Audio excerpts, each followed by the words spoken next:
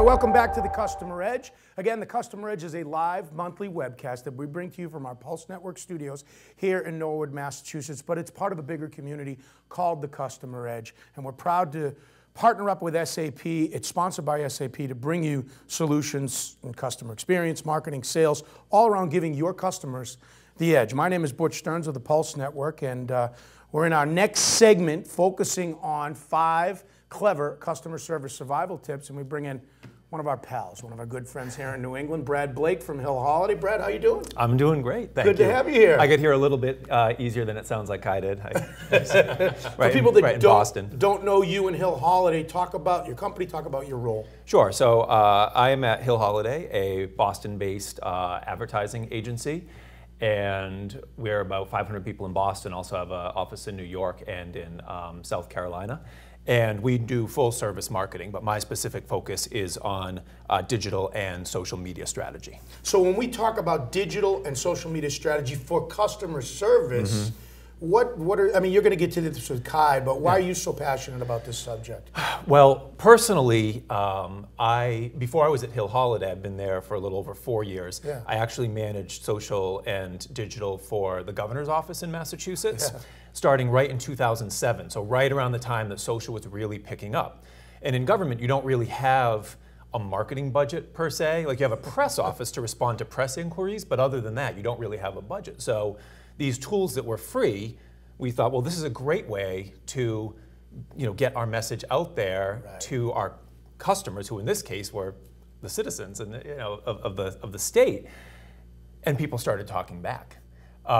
Which marketers will tout as, well, social media is wonderful because it allows for two-way conversation. But honestly, when you're the person who's out there and you have your finely crafted message and you put it out there and people are frustrated and they start hammering back at you and you're like, oh my gosh, I was trained in marketing. Like, I don't know how to respond to this, and what am I allowed to respond to this, and what do I say? And you're running around trying to get answers and people are saying, I didn't tell you to go on social media in the first place. Right. So that was my background, and luckily I was, working in an office where there was a really large focus on civic engagement and on hearing back from citizens.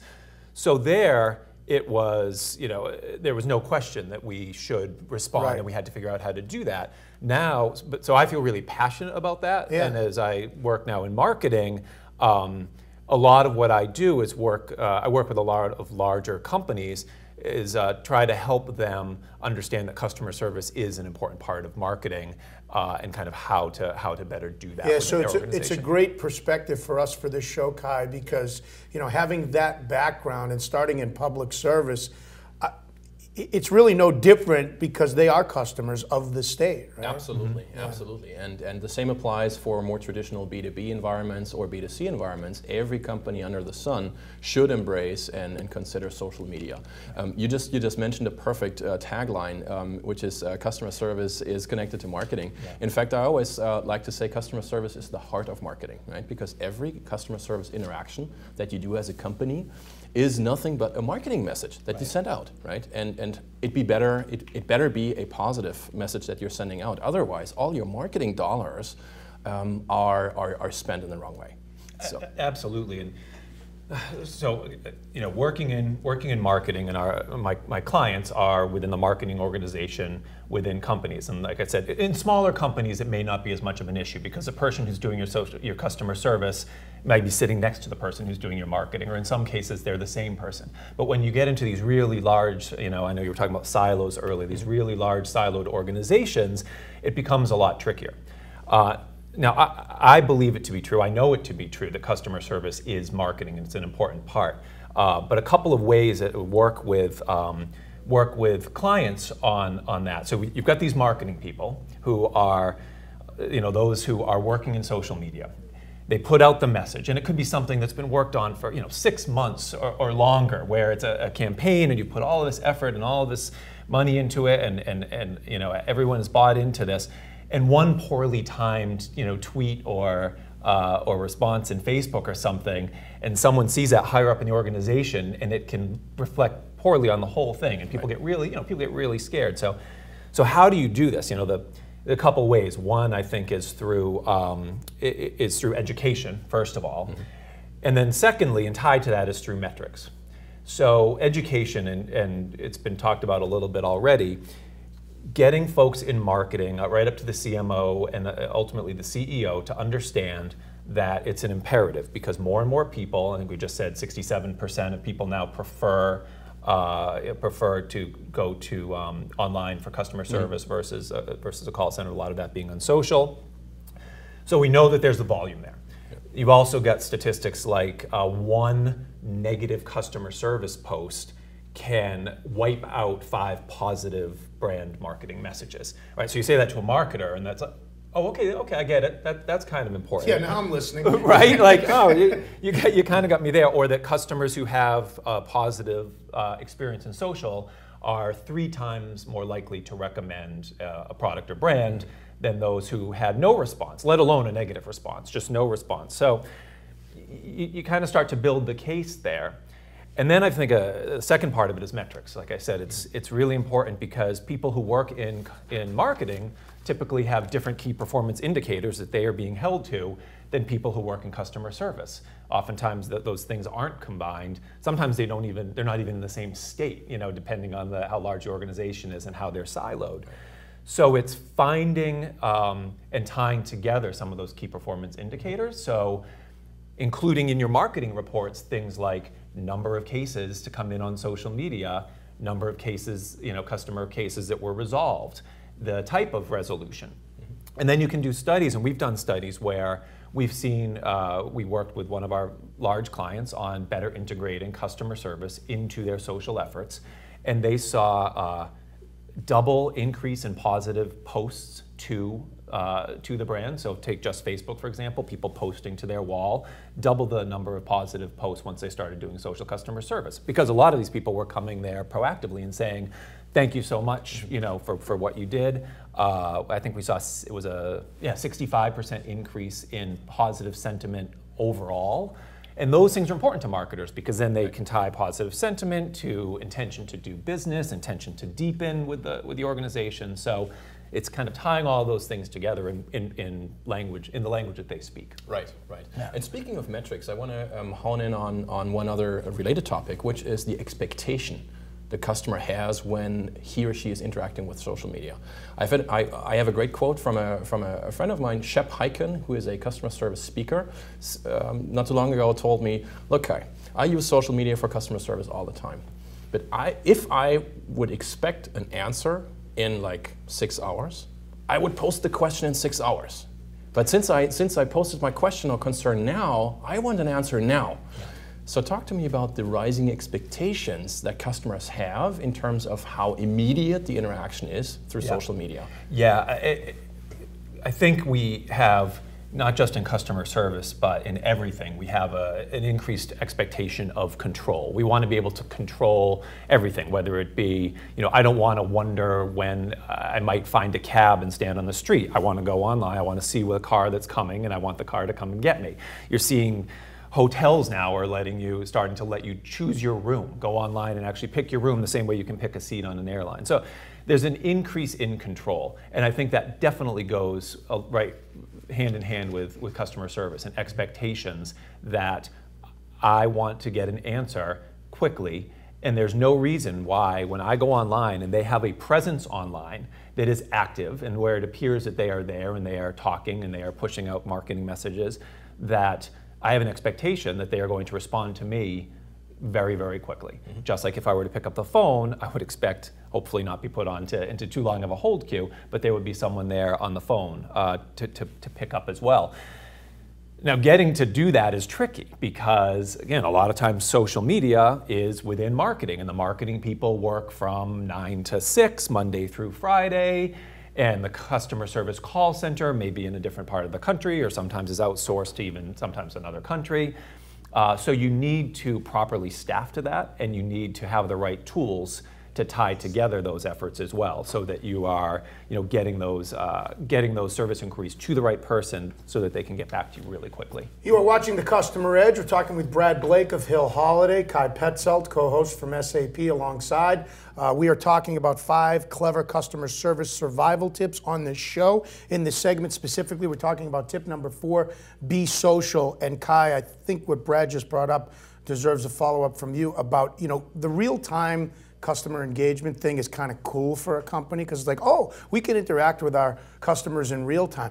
But there's also the challenge to be able to react with your customers, to get answers right away. You talked about being in control. Well, there's customers do have all the control. So how does a company with customer service use social to sort of, if not take back that control, have an equal playing field or create a good customer experience? Right. So first of all, you bring up a very, very central point to deliver a positive customer experience, which is to deliver against the expectation the customer has. Right. The expectation may be overly critical and maybe too high for you to deliver against, but if that's the expectation, let's face it, we have to manage it somehow.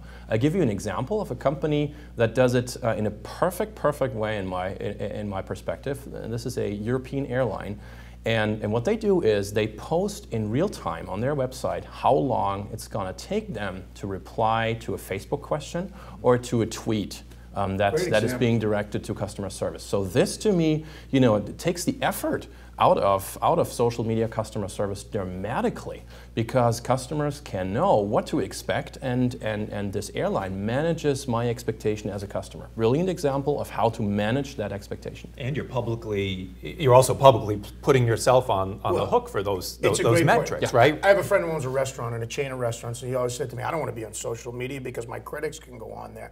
But then learned how to turn critics into advocates. The point you brought up, one thing that people I don't think enough about is that I can go on there and see that they said they were going to respond in 30 minutes, but I can also go on there and did they respond in 30 minutes? In other words, there's value for a company to be able to do that, and just common courtesy, respond. Say something. How many times do we leave an email? You don't wait the next day to respond to that email. You say to somebody, Brad, I don't have the answer for you, but I'll get it for you by the end of the day. Well, that's it. And a lot of, I see that all the time where, like, well, we don't know exactly what to say. It's a really complicated, nuanced question, and we have to get the right people. So say, hey, I hear you. This is frustrating. I understand why this is frustrating for you. I'm looking into this, and I'm going to get back to you, and then, get back to them. Let them know. Don't let it sit there. So for final point from me on this segment, Brad, for customer service specifically, what are some of the do's for being social? What are some of the basics if you're in customer service or in any line of business? So you should be thinking about that's where you want to be over there. Talk to them over there.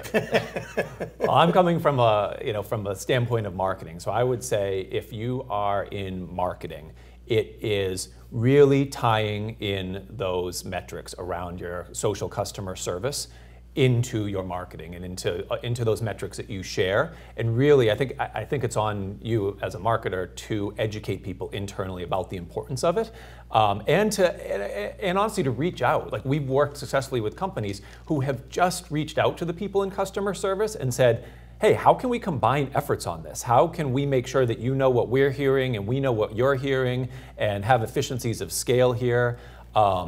And at the same time, not just with customer service and social, but connect them also to the product people or the service people, like who are actually the people who can affect the outcomes of what customers may be coming to you complaining about or with issues about. Make sure they're hearing that too. I can't tell you how many times I've seen a report that says a lot of customers are complaining about this, and I'll say, well, did you tell the people who actually can change that thing? And they're, oh no, we put it on this report and we shared it internally. So some of it seems like common sense. It's easier said than done, but start doing it. Right.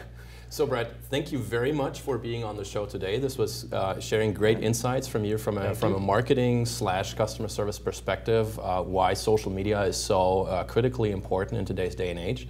I especially liked your description of how this all fits into the bigger picture, so that social media customer service is not to be seen as an isolated island that's, it's just being done by some interns, but that it has to become an integral part of the outreach of every company, so that at the end of the day, it becomes part of the marketing message of each company. So Brad, thank you very much. Very excited to have you on the show, and well, thanks. Great, thank you. Appreciate it. And people can, if they want to reach out to you, they can find you at Brad M. Blake on Twitter. Yeah, at Brad M. Blake, or you can email me, brad.blake@hhcc.com, which is my Hill Holiday email address. Great to see you again, Brad. Yeah, thanks a lot. All right, Brad Blake from Hill Holiday. This a contributor on this edition of the Customer Edge. Again, we're talking about 5 clever customer service survival tips. When we come back, we are going to be joined by Chris Franco from Yaskawa to talk about all of these tips and how he uses the tips through Yaskawa. But first, as we take this break, another frequent contributor to the Customer Edge is Brent Leary from CRM Essentials. And recently we took a moment to talk with Brent about a customer service experience he had. This was one while using a mobile app that helped him tremendously. You are watching the Customer Edge.